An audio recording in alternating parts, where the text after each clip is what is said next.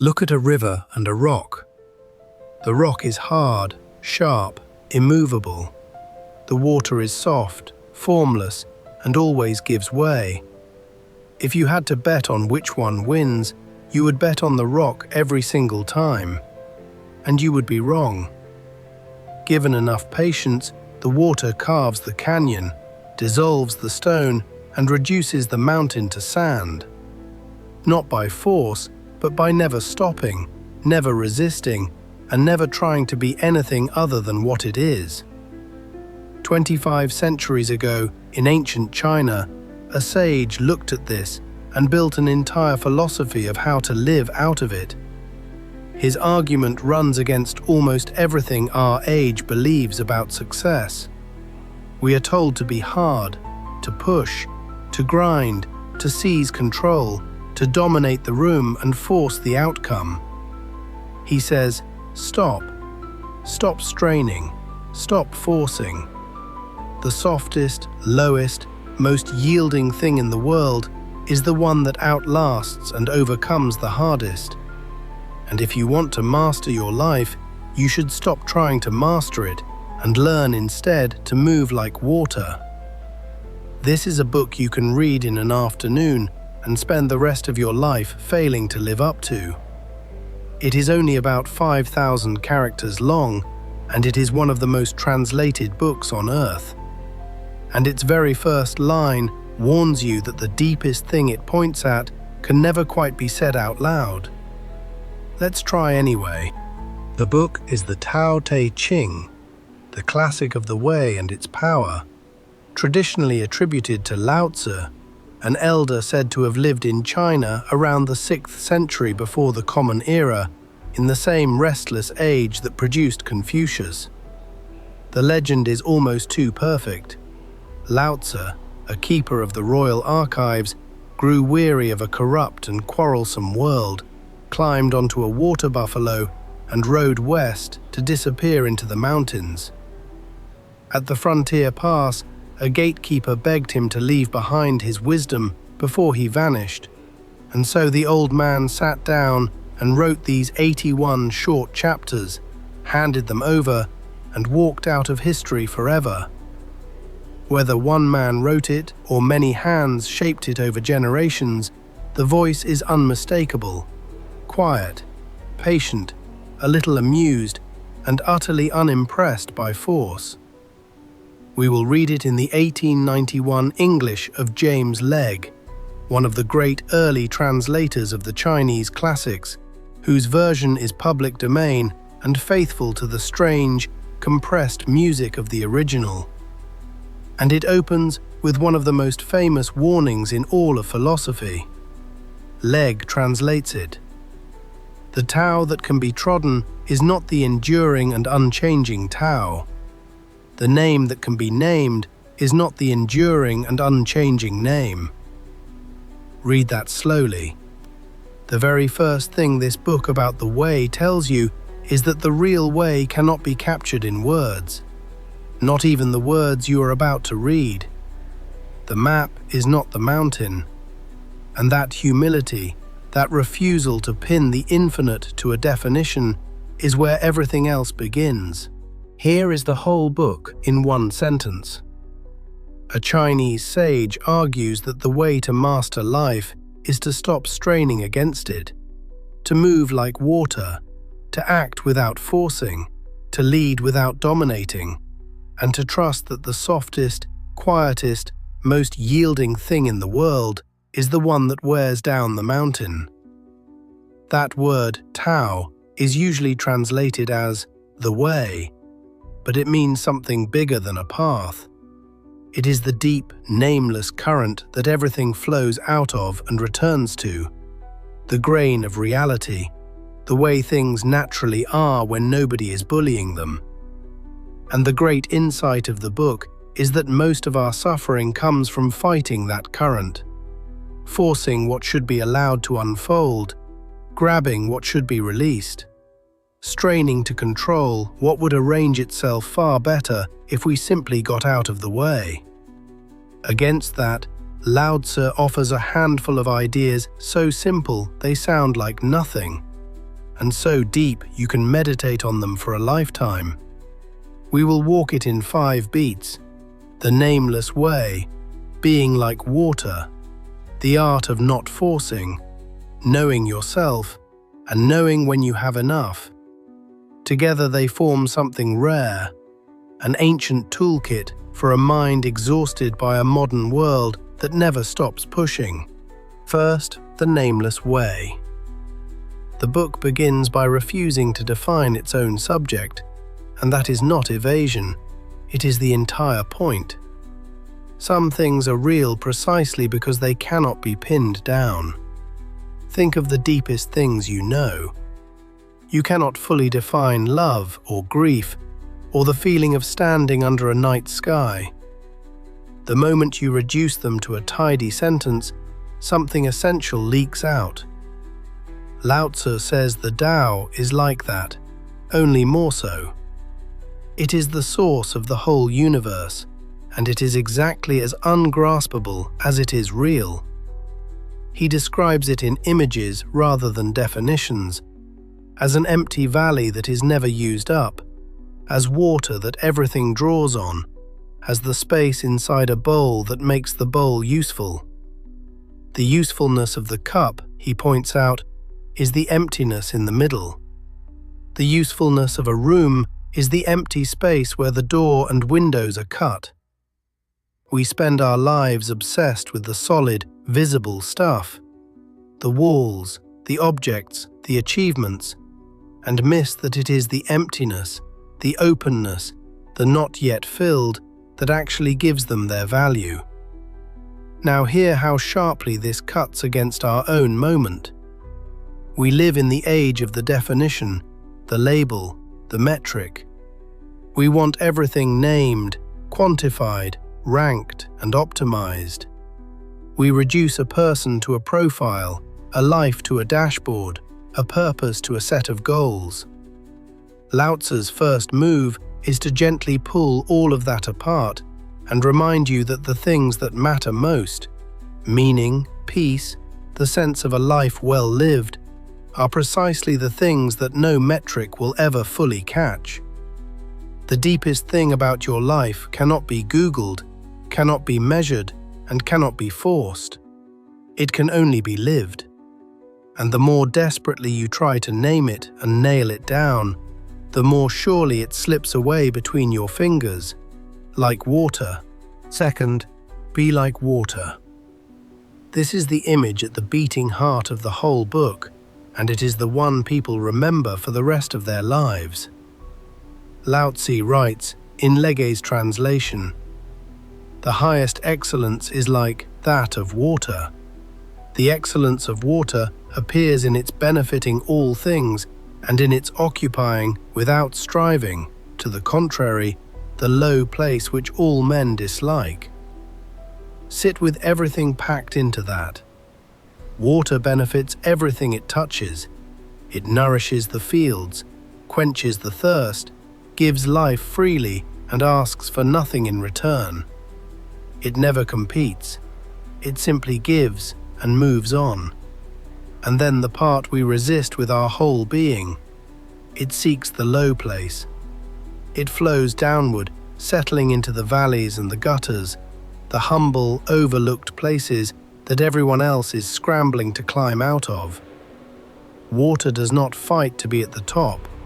It is content to be at the bottom, and that, Laozi says, is exactly why it is so close to the way. Now think about how completely backwards this runs to the water we swim in. Every message we absorb tells us to rise, to climb, to win, to be seen at the top, to never settle for the low place. We treat softness as weakness and yielding as losing. But watch water in the real world. It is the soft thing that shapes the hard thing. A tree that stays rigid in a storm snaps. The reed that bends survives. The person who has to win every argument, control every outcome, and dominate every room is the rigid tree. Impressive, and one strong wind from breaking. The one who can yield, adapt, flow around the obstacle instead of smashing into it, absorb a blow without shattering. That person is the water, and in the long run, the water always wins. Be like water is not a slogan about relaxing. It is a whole strategy for living. Give more than you take. Seek the humble ground and never mistake stiffness for strength. Third, the art of not forcing.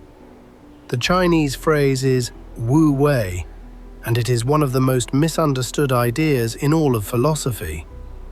It is usually translated as non-action or inaction, which makes it sound like an excuse for a nap. It is nothing of the kind. Wu Wei does not mean doing nothing. It means doing without forcing, acting so naturally, so in tune with the grain of a situation that the action feels effortless and leaves no strain behind. Laozi gives it teeth with one of his most striking lines. Legge translates, "The softest thing in the world dashes against and overcomes the hardest. That which has no substantial existence enters where there is no crevice. The soft overcomes the hard. The formless slips in where the solid cannot go." Think of how a master does their craft, a surgeon, a musician, a great cook, and how the hardest thing looks easy in their hands, all the effort invisible, every motion economical and unhurried.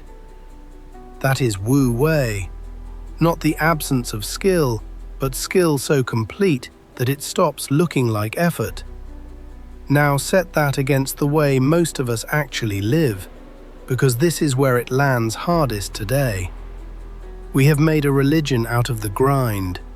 We glorify hustle. We brag about being busy. We push through exhaustion and call it discipline. And we wear burnout like a badge of honor. We are the rigid tree, straining against every storm, and we wonder why we snap. Laozi is describing the opposite state, the thing psychologists now call flow, where the effort disappears and the work moves through you almost by itself. There is a profound difference between forcing an outcome and allowing one, between grinding against reality and rowing with its current. Wu Wei is the discipline of knowing when to stop pushing, of trusting that some things ripen only when you take your hands off them, and that the wisest action, more often than we ever admit, is to stop forcing and let the situation breathe. Fourth, know yourself. For all its talk of yielding, the Tao Te Ching is not soft on the one battle it takes seriously, the battle with your own mind. Laozi draws a razor-sharp distinction that our achievement-obsessed culture desperately needs to hear. Legge translates it, "He who knows other men is discerning. He who knows himself is intelligent. He who overcomes others is strong. He who overcomes himself is mighty." Read those two lines like a ladder, because each one climbs above the last. To read other people is a real skill. Call it clever, call it discerning. The person who understands a room has an edge. But to truly know yourself, to see your own patterns, fears and lies without flinching, is a rarer and deeper thing. That is wisdom. And then the second rung, sharper still. To overcome another person, to win the argument, dominate the negotiation, beat the rival, takes a kind of strength. Anyone with enough force can do it. But to overcome yourself, your temper, your craving, your ego, the reflex to be right, that takes something greater than strength. Laozi calls it might, real power. Feel how directly this hits our moment. We pour enormous energy into managing how we are seen, the profile, the personal brand, the reputation, the constant performance of a self for an audience. We become experts at reading and influencing everyone else while remaining strangers to ourselves. And we chase power over other people, over employees, followers, rivals, as the highest prize, while the one form of power that would actually set us free goes untouched. Laozi flips the whole scoreboard. The person you most need to understand is not your competitor, it is you. The hardest opponent you will ever face is not out there in the room. It is the one who wakes up inside your head every morning. And the only conquest that lasts a lifetime is the quiet, unglamorous, endless work of mastering yourself. Fifth, knowing when you have enough. If there is a single sickness the Tao Te Ching diagnoses in the human heart, it is the inability to stop. The compulsion to grab more, hold tighter, climb higher, long after we have everything we actually need. Laozi warns that this grasping does not lead to fullness, it leads to loss. Keep filling a cup past the brim, he says, and it spills. Sharpen a blade to its keenest edge, and it will not keep that edge for long. Overreaching does not secure what you have, it endangers it. He praises the wisdom of retreat. When the work is done and your name is rising, that is precisely the moment to step back, before the tide that lifted you turns and carries you down. The one who knows when they have enough is rich, whatever their bank balance says. The one who never has enough is poor, whatever they own. And then, in the same book that keeps telling you to yield and to stop, comes its most quietly encouraging line, the perfect counterweight to all that letting go. Leg translates it. The journey of 1,000 li commenced with a single step. It reminds you that this yielding, patient way is not passivity at all. Great things are still built, but they are built the way water carves a canyon, not in one heroic leap, but one small, humble, unforced step at a time, repeated with endless patience. Hear how both halves land in our age of restless ambition and burnout. We are trained to believe more is always better, that stopping is quitting, that stepping back is failure, and we run ourselves ragged, chasing a finish line that keeps moving. Laozi offers the antidote in a single word most of us never learned: enough. Knowing when to stop is not weakness. It is one of the highest forms of strength, and it is available to you the moment you decide the endless race was never a race worth winning. So what does all of it add up to? 5 ideas, one current running through them. The nameless way tells you the deepest things in your life cannot be named, measured, or forced, only lived. Being like water tells you that the soft, low, yielding thing outlasts the hard one, and that giving and humility are not weakness, but the shape of real strength. Wu Wei tells you to stop grinding against reality and start moving with its grain, trusting that the best action is often no forcing at all. Knowing yourself tells you that the only conquest worth a lifetime is over your own mind, not other people.